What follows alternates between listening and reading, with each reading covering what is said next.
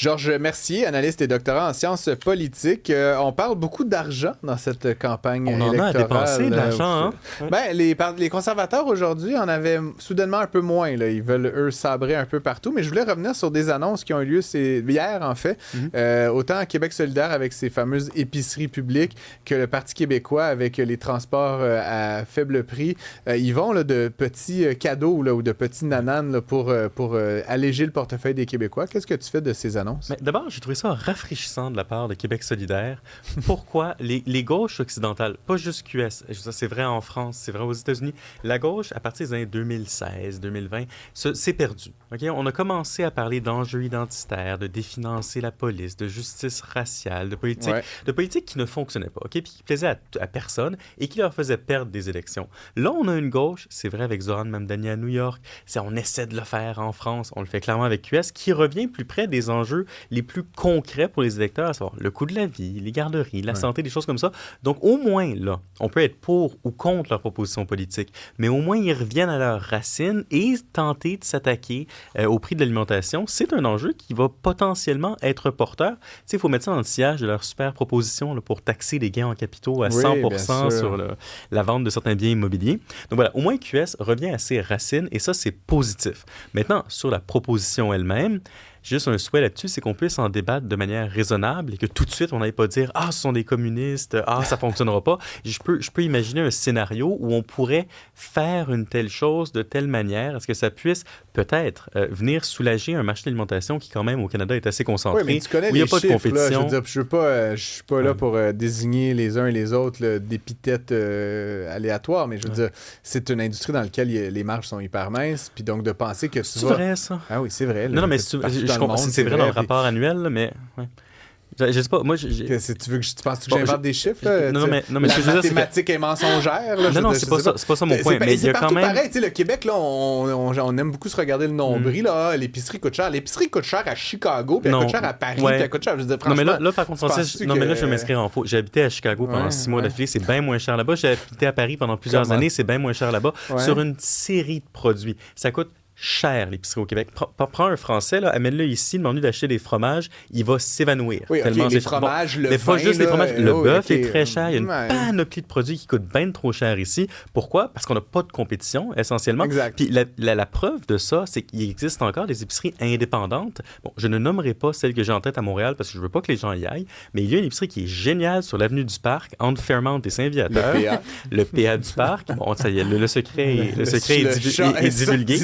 Mais néanmoins, tu vas chez PA, puis à chaque fois que je vais là-bas, j'arrive à la caisse et je pense qu'il y a une erreur sur l'addition, parce que ça coûte au moins 75% de ce que ça aurait coûté chez Maxi, qui est censé être une chaîne à bas prix, ou chez Métro, ou chez IGA, ou qu'importe. Mais il y a un vrai problème avec le secteur alimentaire au Québec. Que QS veuille s'attaquer à ça, c'est une bonne chose, ne serait-ce que parce qu'on met dans l'univers la possibilité d'agir de manière plus musclée. Peut-être que ça pourrait... Mais on s'attaque à la mauvaise chose. Moi, c'est ça ma prémisse, de s'attaquer à la fin de la chaîne au lieu de s'attaquer à la... Tu dis, il manque de concurrence. Ben non, faisons de la concurrence. On vient en faire avec la proposition. Non, mais attends, il manque il y a la gestion de l'offre. Il y a un paquet de choses qu'on pourrait remettre en cause. Si vous voulez faire baisser le prix des choses, les amis, attaquez-vous en amont. De commencer à donner des deals sur les tomates puis le steak haché, je trouve ça un peu drôle.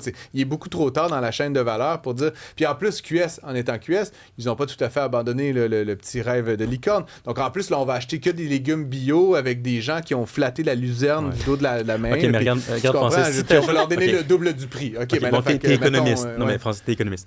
T'ajoutes dans un marché très concentré, un nouveau joueur qui n'a pas pour ambition d'être profitable. Forcément, moins 3%. Non, mais attends, non, mais ça pourrait avoir un impact sur... Le fromage à 7,99, il va être 7,76. OK, Francis, t'habites à Rosemont. Disons Rosemont, OK? Il y a un IGA, un Métro, un Maxi. En ce moment, tu as le choix entre ces trois-là. Okay? Ils ne se coordonnent pas explicitement pour les prix, mais c'est surprenant. Une semaine, un truc est en rabais à l'un, puis la semaine d'après, c'est en rabais à l'autre. Bon, d'accord.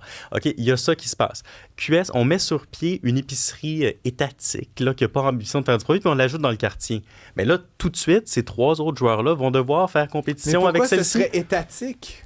Mais qui d'autre va le faire? Ben, je sais pas, quelqu'un, genre, qui a envie générer de l'épicerie. Ça va être qui le DG de l'épicerie étatique? Puis les employés, ils vont-tu être payés comme en bas du salaire minimum pour faire de l'épicerie pas chère, ou ils vont être payés le double du salaire minimum parce que c'est mais QS? au pied salé, même si ces gens-là... Pas, non, mais attends, Francis, même si ces gens-là étaient bien payés, ça, j'entendais ça tout le temps. Ah, mais là, ils vont avoir des bonnes conditions salariales. Les gens qui travaillent là-bas, pourquoi pas? Pourquoi on pourrait pas avoir de bonnes conditions salariales si ça remplit sa fonction, puis ça fonctionne? Le gars qui flatte sa luzerne, puis l'auto électrique pour faire le transport, puis le gars payé 2 fois le salaire minimum, ça peut pas donner une épicerie beaucoup, beaucoup moins chère que l'autre en face. Mais même si c'est marginalement moins cher. Puis anyways, en bon capitaliste, le capitaliste idéal en a contre une affaire, c'est les monopoles. Bon, c'est pas un monopole ici, c'est un oligopole. On sait que c'est pas bon pour les consommateurs, c'est pas bon pour la compétition, c'est pas bon pour l'efficacité économique. Pourquoi ne pas artificiellement au moins entretenir la possibilité d'ajouter un joueur? Pourquoi est-ce qu'il faudrait capituler demande à n'importe quel économiste, n'importe quelle personne qui s'intéresse à l'économie, la solution à un oligopole ou un monopole, c'est pas de rajouter un appareil d'État à côté. Là, l'État a été très bon pour briser les monopoles. By the way, mon grand-père, qui a une formation en économie, avait une bonne phrase là-dessus. Un économiste, ça n'existe pas. Il y a des économistes de droite, des économistes de gauche. Puis, donc, voilà, je vais rappeler ça pour les auditeurs. Faites attention à vos experts. Moi, je suis un économiste de la tarte aux pommes. Et sinon, le PQ, il est allé d'une proposition un peu similaire. Eux, c'est pas l'épicerie, c'est le transport. Parce que dans ce mouvement là, vers le communisme, évidemment, on va avoir l'épicerie de l'État, le transport de l'État, les logements de l'État. Fait qu'on pourra faire la queue. Tant qu'à payer tant de taxes, autant que l'État nous offre plus d'affaires. Mais par contre, là-dessus, Francis, on est d'accord à 100%. Je t'ai écouté hier avec Karim Abrik. Je trouve que tu as 100% raison. Là, ça simplifierait les choses, cette passe unique-là. Mais le vrai problème du transport en commun, c'est pas nécessairement le coût, c'est le fait qu'il est mauvais. Okay? Puis on a tous les deux habité en Europe. Bon, il y a des villes où on peut dire à des gens, puis avoir raison de leur dire, vous êtes contre prendre votre voiture à l'intérieur de la ville. 100%. À Montréal, c'est pas le cas. Okay? Il est bien beau le métro, sont bien beaux les bus, là. Mais la vaste majorité du temps, c'est juste plus efficace en voiture. Donc, si on veut vraiment inciter les gens à le prendre, le transport en commun, il faut qu'on se rende à un point où on peut leur dire qu'ils sont contre prendre leur voiture. C'est pas le cas aujourd'hui. Mais même genre à l'extérieur de Montréal. On pense à Montréal parce que c'est là que les gens se promènent en densification, mais ailleurs, partout en région, le service, tout le monde le dit, qui est pas bon, que tout le monde est mal desservi. Ce que je comprends pas de la proposition du PQ, c'est que, mettons que j'ai un chiffre, là, j'ai 10 milliards de dollars à mettre en transport, tu peux soit subventionner les tickets, là, ce qu'ils proposent de faire, baisser le prix, donc subventionner la passe, ou prendre ce 10 milliards-là, puis faire des autobus, puis ajouter la fréquence, puis faire des lignes transverses, puis en diagonale. Moi, je serais le premier à prendre ça si c'était efficace, mais là, c'est tellement dégueulasse que ça prend 3 à 4 fois plus de temps. J'ai pas le luxe de prendre le transport en commun, là, comme je le dis souvent à la blague. Je trouve ça bizarre que dans un budget limité, le PQ, ce qu'ils disent, c'est on va donner de l'argent pour subventionner, comme si on avait tellement un bon système en transport en commun qu'il suffisait juste maintenant d'inciter les gens à l'utiliser, alors que notre système, il est médiocre. Il faut investir dans la desserte. Fait que les quelques dollars qu'on est prêt à mettre là-dedans, mettons-les dans la desserte. Je ne comprends pas la prémisse du PQ. Je ne pourrais pas être plus d'accord avec toi. Bon, du côté du PQ, mais ça leur vient d'où, mettons? Non, mais attends, mais il y a quand même un truc. C'est du populisme, là? Non, c'est pas du populisme, puis c'est des gens sérieux au PQ, mais il y a un truc. Non, mais tu sais, même à Montréal, là, entre Montréal puis Longueuil, Montréal puis Laval, il faut changer de titre. ABC. C'est un maudit paquet de troubles, là. Si on peut faire du ménage là-dedans, ça pourrait être utile. Sans nécessairement baisser le prix des abonnements, on pourrait au moins rationaliser tout ça. Puis ce serait génial d'avoir un titre. Bon, Transport Québec.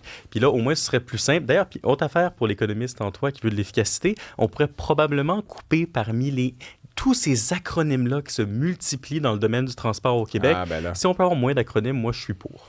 Il est un peu péquiste, mais un peu conservateur aussi, parce que parlant de couper dans les patentes à gosse et les acronymes, il y a Éric Duhem aujourd'hui avec Adrien Pouliot, qu'on va d'ailleurs avoir à l'émission un peu plus tard aujourd'hui, qui nous promettent 47 milliards de dollars d'économies. Bon, la liste, elle ressemblait un petit peu à ce que Donald Trump nous avait livré au jour de la Libération, là, un genre de petit poster avec des chiffres. Je t'avouerais que j'ai hâte de voir le détail, parce que couper 12 milliards par-ci puis 9 milliards par-là, c'est le fun là, en 3-4 lignes, mais dans les faits, c'est pas fait. Hein? Dans les faits, le plan est raisonnable. Je veux dire, on n'embauche plus de fonctionnaires puis on ne remplace plus ceux qui partent pour la retraite. Mais genre, la CAQ a dit ça, puis Couillard a dit ça, puis Mme Marois a dit ça, puis M. Charest a dit ça, puis c'était qui? M. Bouchard a dit ça. M. Landry a dit ça, puis M. Bouchard. Non, mais au final... on va rationaliser la réingénierie de l'État. Non, mais on peut être cynique parce que ça s'est jamais fait, mais ça s'est pas fait par manque de courage. Puis l'autre problème, c'est que les bureaucraties, encore une fois, tu le sais, sont très, très bonnes pour justifier leur propre travail. Puis il y a une panoplie de normes auxquelles la fonction publique doit pouvoir répondre, qui crée du travail, des dédoublements, du travail inutile. Donc, non, si on avait le courage politique de le faire, on pourrait certainement limiter le nombre d'employés. Bon, le Parti conservateur dit on pourrait utiliser mieux l'IA pour ça. Et honnêtement, d'expérience, j'ai travaillé pendant plus d'1 an dans un grand organisme public, je ne le nommerai pas. Je regarde les tâches que je faisais, je regarde à quel point ChatGPT est rendu efficace. Avec cet outil-là, j'aurais pu faire tout mon travail, qui d'ailleurs me prenait 2 heures sur un quart de 8 heures, là, en 20 minutes. Okay? Donc, je suis persuadé qu'un usage efficient de l'IA pourrait sérieusement aider si on avait un plan crédible de mise en place. Mais la question que ça pose, c'est qu'est-ce qu'on va faire avec les fonctionnaires superflus? Parce qu'il y a un moment où la fonction publique, c'est aussi un débouché pour une panoplie de gens qui auraient probablement de la misère de se trouver une job ailleurs. Wow. Je sais pas comment on va les occuper. Fait que toi, tu veux garder la fonction publique pour le bois mort, là, finalement. Non, mais c'est une vraie question, Francis. Non, mais sincèrement... Des gens qui se trouveraient pas une job ailleurs, on va leur donner une job de fonctionnaire, je crée bien. Hein, non, mais vous faites un bac en sciences politiques, peut-être une maîtrise après, vous devenez conseiller en recherche socio-économique à tel ou tel ministère. Ouais. C'est un débouché pour des gens qui ont besoin d'un emploi. Fait que si on les remplace ou si on coupe de moitié le nombre dont on a besoin, il va falloir qu'on trouve des jobs pour ces gens-là. Là. Ça, c'est une exemplification concrète des immenses dilemmes que va amener l'intelligence artificielle. Les gens en sciences politiques qui vont peut-être devenir chroniqueurs à la radio. Oui, mais il faut un doctorat pour ça. Commencer un doctorat. J'aimerais rappeler que Georges Mercier n'a pas de doctorat. Il ne l'a pas encore. Il a une maîtrise. Il a sa maîtrise. Il a sa maîtrise. Le combat des doctorats, ça va bien. Francis a un doctorat pour les auditeurs. Et pour ceux qui ne le savaient pas. Je termine... En économie. Je termine avec...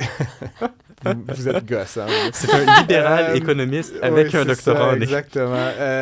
Churchill Falls, Christine Fréchette, apparemment, avec l'aide de Mark Carney, dit-on, a convenu d'une entente sur laquelle on ne sait rien. Là, c'est comme un peu une drôle d'annonce. Là. Voici, entente. Bon, mais tu sais, commentaire éditorial là-dessus. Là, je sais que du côté du PQ, on a dit que c'est une entente illégitime. Là, il va falloir arrêter de dire des conneries comme ça. On a un gouvernement, il y a des normes, il y a des institutions, il y a des procédures. On est élu pour un mandat. On peut agir durant notre mandat. C'est pas illégitime du point de vue formel. Là. L'action est légitime. Elle a le droit de le faire. Ouais. Cela étant dit, du point de vue moral, engager le peuple québécois pour plusieurs décennies, à quelques semaines du déclenchement d'une élection, c'est certainement immoral, puis ça manque d'éthique, et on ne comprend pas trop pourquoi elle le fait. Chose certaine, l'honnêteté minimale lui demanderait de dévoiler aux autres partis politiques le contenu de cette entente-là. Est-ce qu'elle va faire la semaine prochaine? Non, elle dit qu'elle le fait. Ben oui, après que ce soit signé. OK, mais si elle le fait après que ce soit signé, ça ne sert pas à grand-chose de nous le dire. Right? Non, les Québécois devraient avoir le droit de se prononcer là-dessus. Qu'elle dise qu'il y a là-dedans, OK? Si elle le dit, puis il y a une grosse montée de lait de la population, mais qu'elle rétropédale, puis qu'on passe ça après les élections. Si on se rend compte que c'est une super bonne entente, finalement, eh bien d'accord, bravo, puis on est tous pour la tarte aux pommes. Mais néanmoins, c'est curieux. Encore la tarte aux pommes. Mais c'est curieux comme manœuvre de le faire à ce moment-là. Ouais, ceci dit, l'entente, elle était déjà convenue par François Legault il y a longtemps. Là, je veux dire, ils sont venus en arrière. C'est une V2.0. Oui, apparemment, il y aurait plus d'énergie développée, le partage serait mieux fait, le fédéral aurait donné les incitatifs. D'ailleurs, est-ce que c'est une entente entre Québec et Terre-Neuve-et-Labrador ou c'est une entente entre Québec et Terre-Neuve-et-Labrador chapeautée par le gentil gouvernement de Mark Carney? Il y aura certainement de l'argent d'Ottawa dans tout ça. Là. Je veux dire, c'est des 25 milliards de dollars, dit-on, là, pour continuer de développer les choses. Puis ça, c'était la base. Je demande que c'est encore plus. Bref, on va suivre ça dès que les détails seront dévoilés. Et tu vas venir nous expliquer ce que ça veut dire pour le peuple québécois, comme tu aimes nous appeler. Merci beaucoup, notre peuple qui a dit Il est gentil, notre peuple, Francis. Que ton nom soit sanctifié. Merci, Georges. Merci.